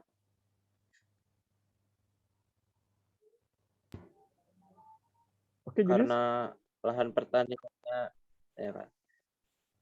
Oke, karena lahan pertaniannya itu seperti tersempit Kak, karena alih fungsi lahan menjadi industri. Oke, benar ya Julius ya. Oke, terima kasih Julius. Jadi salah satu penyebabnya benar karena alih fungsi lahan itu. Nah, ya kita ini aja lah, logikain aja ketika lahan pertanian itu semakin sempit, otomatis jumlah petani juga semakin menurun. Nah, itu salah satu penyebab itu di desa itu kenapa jumlah petani itu semakin menurun itu karena hal tersebut. Dan juga salah satunya penyebabnya itu adalah faktor ekonomi. Ya, jadi ya kalau misalkan kalian bisa lihat gitu petani-petani itu mungkin dapatnya itu tidak seberapa, tetapi yang dikorbankan itu sangat banyak gitu. Nah, ini tadi ya benar ya yang dikatakan ya lahan pertanian semakin berkurang karena alih fungsi lahan. Nah, kalau kalian lihat di gambar itu ya di sebelah kiri itu pemukiman, sebelah kanan itu sudah ada pemukiman sedikit ya. Nah, itu sudah tidak lama lagi nih teman-teman, sudah tidak lama lagi lah yang di daerah ini nih, daerah padi ya, daerah persawahan itu bakal kena alih fungsi lahan. Itu sudah tidak lama lagi. Nah, itu makanya teman-teman kenapa alih fungsi lahan itu memberikan dampak negatif, nah itu karena hal tadi gitu. Ini meningkatnya pencemaran lingkungan. Oke, mungkin saya tanya lagi lah, nggak apa-apa ya, diskusi ringan dikit lagi. Oke, ada yang bisa menjelaskan pencemaran lingkungan ini maksudnya apa? Bagi desa gitu. Pencemaran lingkungan nih, satu orang. Ini Kak, karena kan banyaknya tempat-tempat industri di pedesaan yang dibangun. Itu pada buang sampah kan biasanya ke sungai. Udah gitu dari kota juga kan ada sungai yang bisa nyambung ke suatu desa tuh Kak. Nah, limbah jadi nyambung terus Kak. Oke, benar. Oke, benar ya, benar. Resepnya yang benar banget. Nah, seperti itu ya. Jadi kayak di industri-industri itu kayak membuang limbahnya tuh kalau misalkan tidak diolah ya langsung bodo amat gitu. Ibaratnya kayak mereka tuh bodo amat jadi membuang limbah itu ke sungai langsung. Nah, itu hingga menyebabkan pencemaran lingkungan. Nah, ini baik dari ekosistem sungainya ya, ataupun dari habitat yang ada di sungainya tersebut. Ikan-ikan bisa mati, ataupun yang lain. Gitu. Dan tentunya ketika hal tersebut ya, ketika dampak negatif ya, baik itu dari pencemaran lingkungan, atau baik itu dari SDM-nya yang pergi, gitu. Ibaratnya itu ya, pergi ke kota gitu. Terus juga yang tadi ya, apa, alih fungsi lahan. Nah, itu menyebabkan faktor ya, menyebabkan ininya nih, pengkerucutan terakhirnya. Itu menyebabkan perkembangan desa itu berjalan lambat. Akhirnya desa itu ya, apa ya, bisa dibilang lambat jalannya atau bisa bisa dibilang itu tidak bakal maju karena hal-hal tersebut. Nah, seperti itu teman-teman ya, terkait materi kita, dampak negatif, dampak positif perkembangan apa, perkembangan kota gitu. Dampak perkembangan kota terhadap masyarakat desa dan kota. Nah, mungkin terakhir nih, ini konflik. Nah, ini konflik, teman-teman. Jadi, ya pasti inilah ya teman-teman, ketika apa ya, ketika di desa ini, kita ambil contoh di konflik di pedesaan gitu. Nah, ini berhubungan dengan apa? Itu dengan alih fungsi lahan dan pengakuan hak atas lahan gitu. Nah, kalau kalian ambil contoh ya, ketika kita ambil contoh nih, jadi ketika adanya suatu alih fungsi lahan gitu, yang dimana itu lahannya itu tidak diterima lah. Jadi ibaratnya tuh kayak yang punya lahan nih, punya lahan datang gitu, dan dia itu melihat lahan lahan punya dia itu didirikan suatu perumahan gitu, ataupun suatu apa ya, suatu rumah-rumah yang tidak resmi lah ibaratnya, atau suatu bangunan ya, bangunan yang tidak resmi, otomatis dia bakal marah kan. Nah, seperti itu. Jadi itu bakal terjadinya konflik gitu. Dan ketika yang punya lahan itu marah, terus yang mendirikan rumah ya, yang mendirikan bangunan di lahan itu ya, itu tidak terima juga. Nah, itu terjadinya apa? Besi tegang gitu. Makanya itu terjadi konflik. Nah, ini kan kayak ada pengakuan hak atas lahan ya. Ini lahan punya saya gitu. Bukan, itu bukan lahan punya kamu, itu punya lahan punya saya. Nah, seperti itu. Jadi itu ya apa ya? Itu terjadi konflik-konflik di pedesaan seperti itu. Karena biasanya ya di pedesaan itu lahan-lahan itu kadang tidak mempunyai sertifikat tanah. Jadi itu kayak ibaratnya itu peninggalan-peninggalan apa ya? Kakek, nenek atau buyutnya gitu. Terus yang terakhir, konflik di perkotaan. Nah, ini disebabkan tingkat ekonomi yang cenderung selalu terdesak ya oleh pembangunan kota. Nah, seperti tadi, ketika itu mendirikan suatu fasilitas umum lah ibaratnya, apa ya, misalkan kayak jalan raya gitu, jalan raya yang dibagusin gitu. Terus jalan raya yang dibagusin, jalan tol lah ibaratnya, jalan tol. Terus pembangunan jalan tol tersebut itu melewati pemukiman gitu, pemukiman rumah gitu. Dan pemukiman rumah itu ya inilah apa? Pasti ini ya apa ya ibaratnya itu kayak inilah kena kena dampaknya lah, kena dampak dari pembangunan tol tersebut. Baik baik itu macet ataupun kayak polusi polusi udara ataupun polusi suara gitu. Yang dimana itu mengganggu pastinya kan. Dan ini ya menimbulkan konflik tentunya. Kalau misalkan masyarakat di situ tidak terima, ya udah, akhirnya tuh terjadinya besi tegang. Seperti itu. Oke. Nah, di sini materi kita terakhir nih untuk konflik lahan desa dan kota. Ada yang mau ditanyakan terlebih dahulu, teman-teman?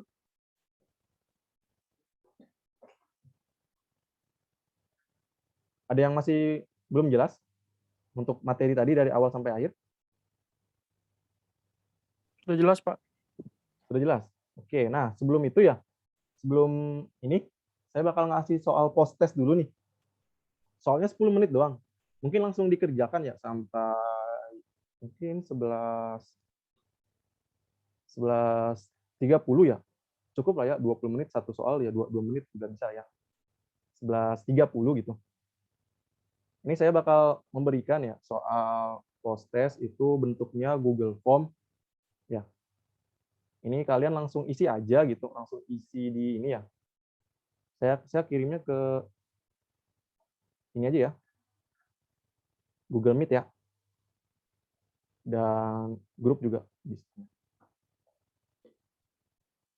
Itu ya soalnya. Kalian bisa langsung isi ya sekarang. Saya tunggu sampai 11.30 soal post test ya, post test materi hari ini.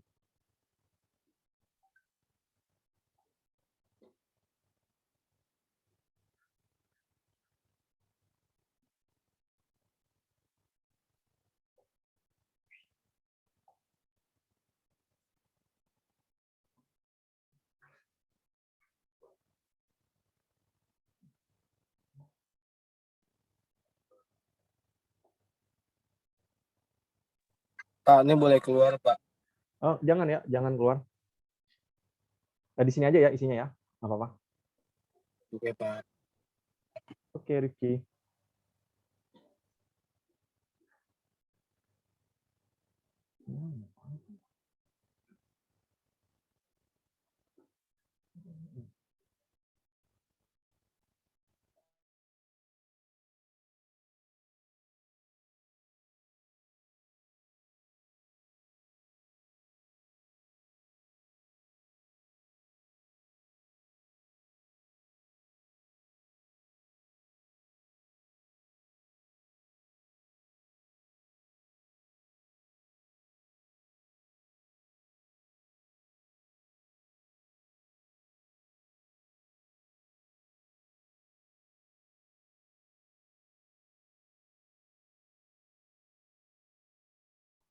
Mungkin 11.20 aja ya, 11.20.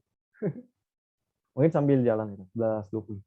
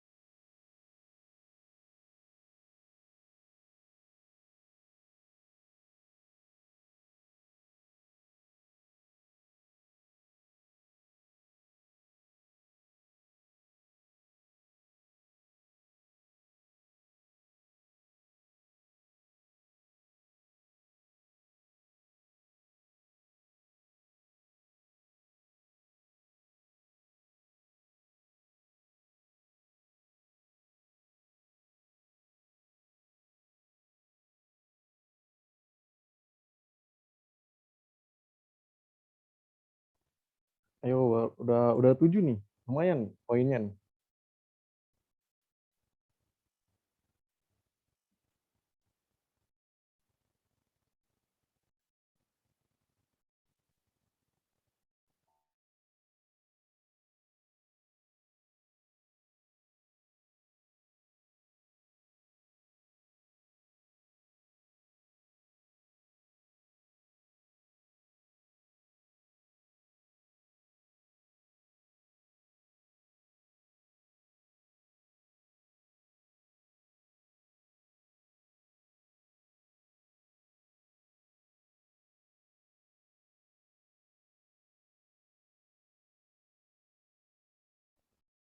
Oke, 5 menit lagi masih ditunggu.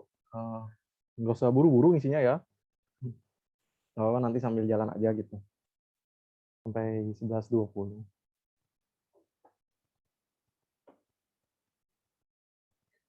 Ini udah ada Septian. Septian pertama ya. Ania, Rinjani, Dimas, Alisa Subandono, Alisan Ainur, Egi, Putri, Alia, Syafa, Alfareza.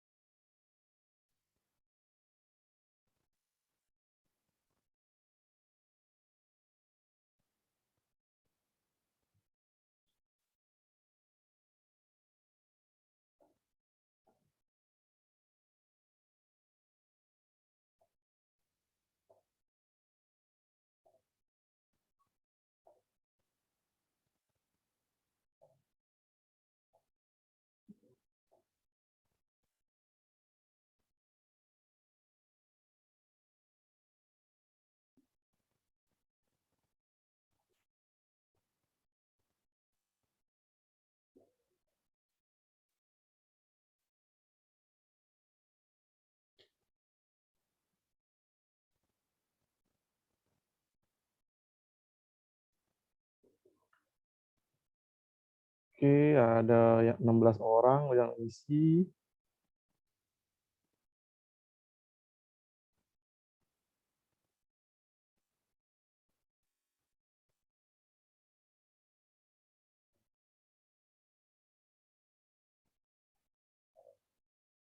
Oke, 18, 19,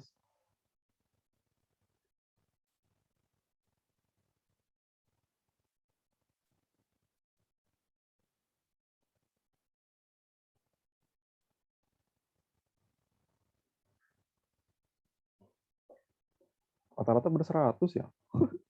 Keren juga nih.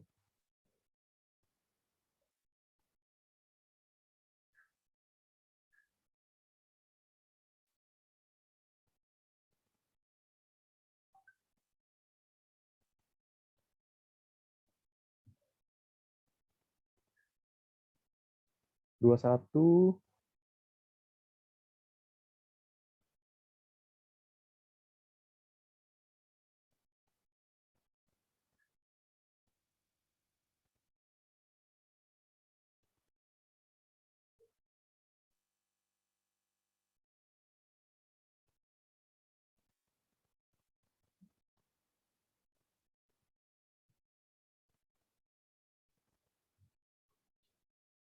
Oke, 2 menit lagi.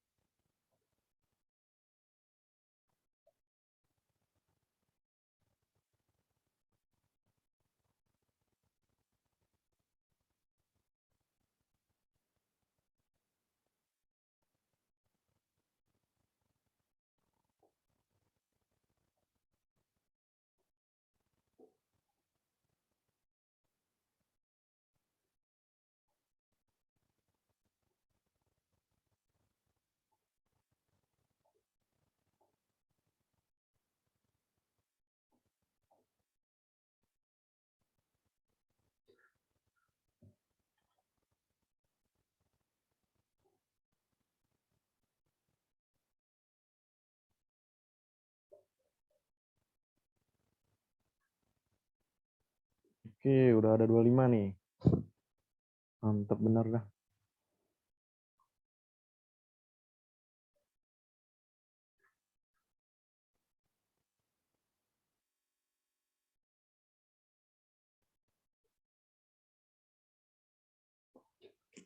Oke. Nah, Neng. Oke, terima kasih teman-teman ya yang sudah menjawab nih. Dan bagi teman-teman yang belum selesai, bisa terlebih dahulu ya. Nah, untuk soalnya ya, kita tadi pakai 10 soal ya. Alhamdulillah nih dari teman-teman banyak banget ya yang sudah menjawab benar semua gitu. Terima kasih yang sudah mengisi ya, dan yang masih belum selesai silahkan diisi terlebih dahulu. Oke. Nah, sebelum penutup teman-teman ya, sebelum penutup kita ya untuk materi hari ini gitu, saya akan memberikan maaf. Apa? Ada yang bisa ini nggak sih? Ada yang bukan bisa. Ada yang mau menyimpulkan dari tadi gitu, dari pembelajaran kita pada hari ini gitu. Menurut pendapat teman-teman aja gitu. Saya mungkin butuh perempuan sama butuh laki-laki. Oke? Ada yang mau memberikan kesimpulan? Dari laki-laki dulu. Ya, dari laki-laki dulu. Silakan, satu orang.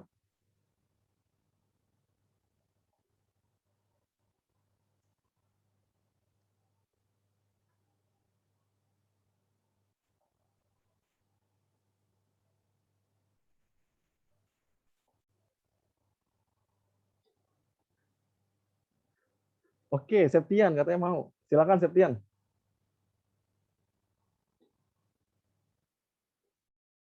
Septian? Iya, Pak.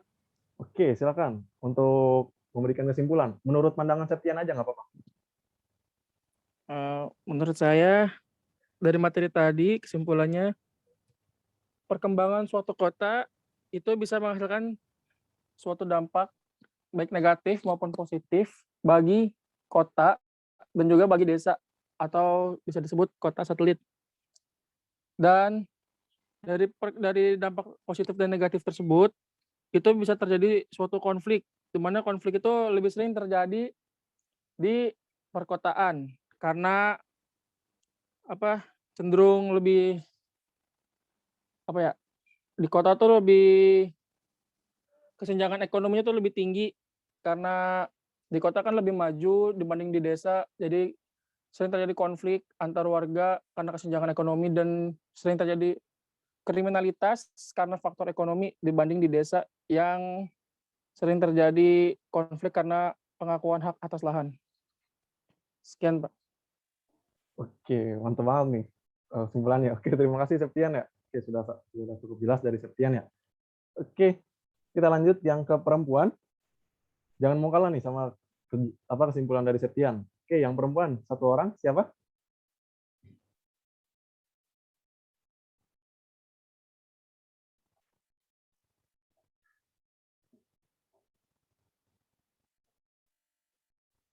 Dari siapa nih yang mau menyimpulkan? Dari ini kali ya. Dari Angela, Angela Francisca. Gimana?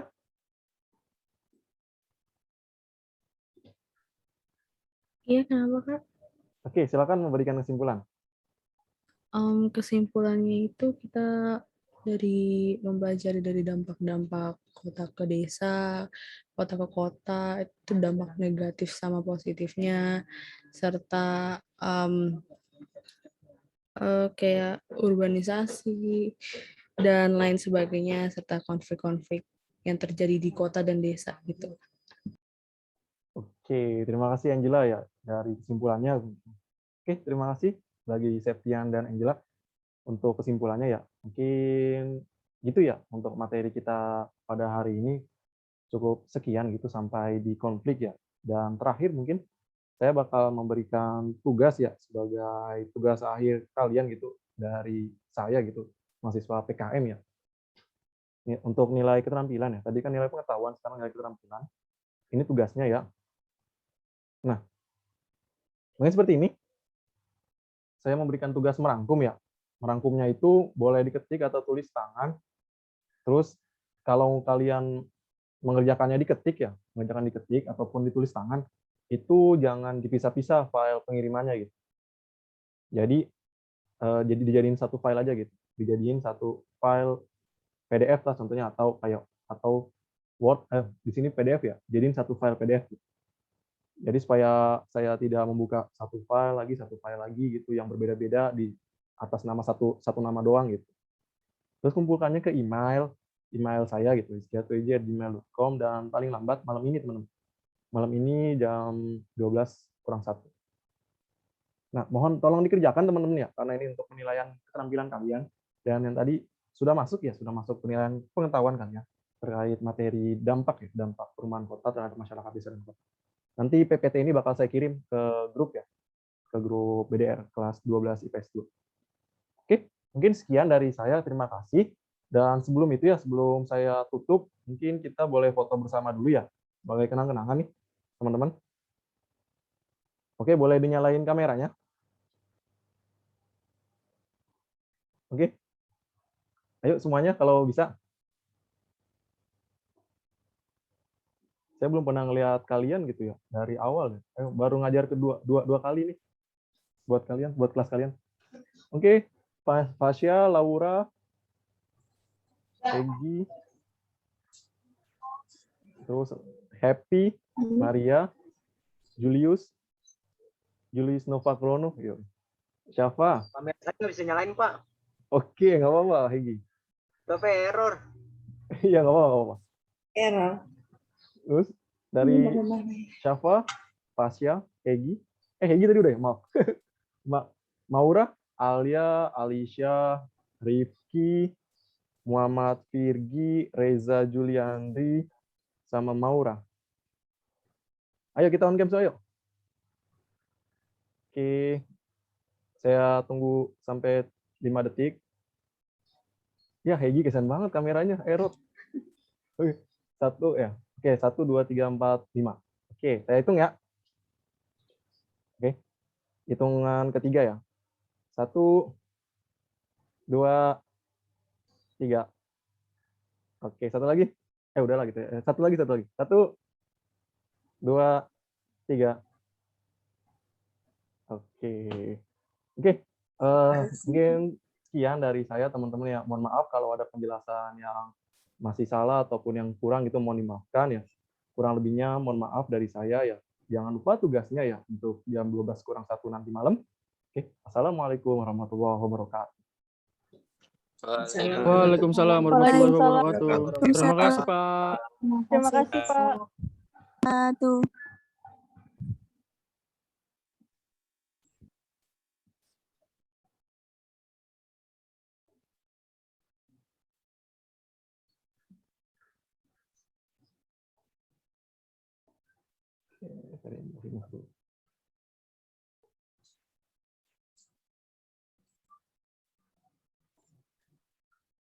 Langsung di live aja anak-anak. Iya. Biar agak cepat. Saya Kadang anak-anak tidur.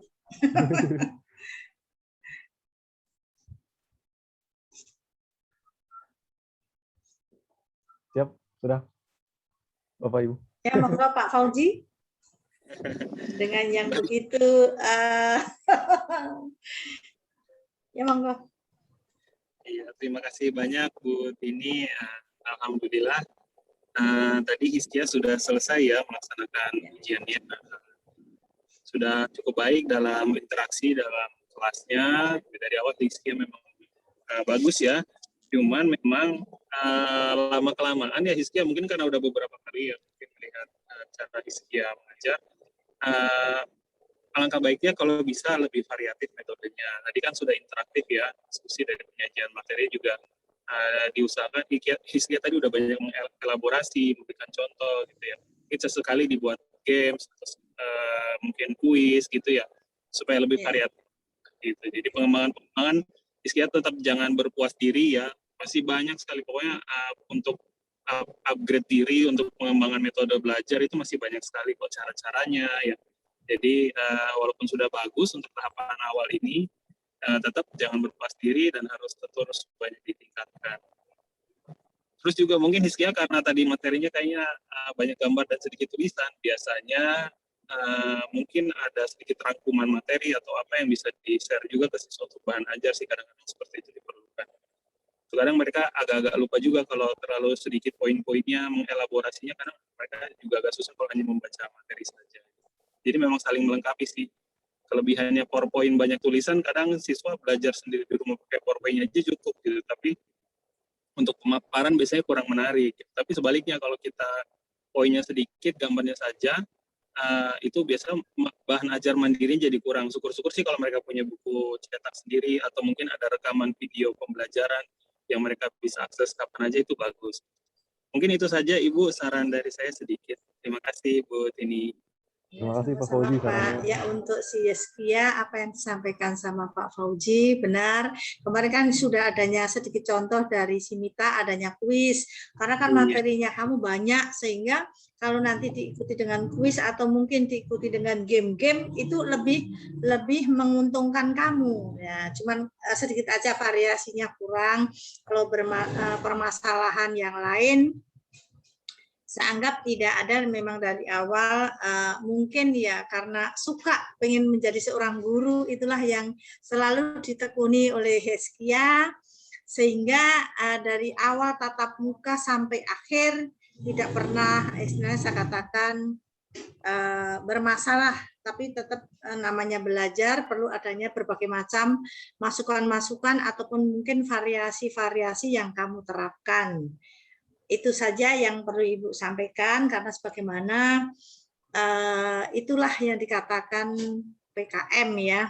Jadi dikatakan ada kelebihan, ada kekurangan, ada kesempurnaan dengan cara belajar and belajar terus, tidak ada hentinya dan tidak bosan, serta tidak, istilahnya saya katakan, sakit hati bila dikritik ataupun diberikan masukan, karena itu sifatnya semuanya membangun demi masa depannya daripada adik-adik semua ataupun kakak-kakak semuanya yang mengalami PKM. Semoga bermanfaat di SMU 7 ini. Dengan banyaknya bawel saya mohon maaf kalau ada kata-kata yang kurang berkenan terhadap adik-adikku ataupun kakakku semuanya, karena sebagaimana itulah kenyataan yang harus kita terima. Tapi intinya sudah bagus semuanya untuk sampai season yang ketiga, tinggal besok yang terakhir Kak Mita. Mudah-mudahan tidak adanya kendala, terutama internet, karena selama ini yang saya lihat si Mita itu selalu